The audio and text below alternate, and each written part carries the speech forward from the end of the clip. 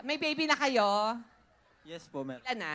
Isa lang. Isa lang. Diyos ko, May 24. balak Ang kayo. aga, ang bata ba? 24, nag-asawa ka na, Oo. nag-baby ka na. Hindi mo inisip yung future mo. Diba? Diyos ko. That's napakamaling desisyon. Yes, yung mga babae Dahil niya. naku, nowadays, ang mga babae, Tama, mali. kayo ang hadlang sa kaligayahan ng mga bakla. Correct.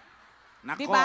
pag babae, i-date mo yan. Gagastos ka ng malaki. Gagastos ka ng nakakatakot na gastos. Correct. Sir, timpla mo nga kaming kape. Hindi yan. Contestant yan. Sorry. Contestant yan. Contestant yan. Sorry. Oh, gagastos pag nag-date. Nag-date. Oo. Ngayon, ang mga babae, may ipapabili, laking gastos. Oo. Ngayon, pag nadisgrasya mo yan, nabuntis mo yan, kaya mo, malaking gastos. Pagpapakasalan. Para sa mga bata, pagpapaaral, ang laking gastos. Lahat. Nakakatakot na gastos. Pero sa bakla, wala kang gagastusin. Higa ka lang. Ah. Iunat yung paa. Itirik yung mata. Pagmulat mo, may tupay ka, may motor ka pa.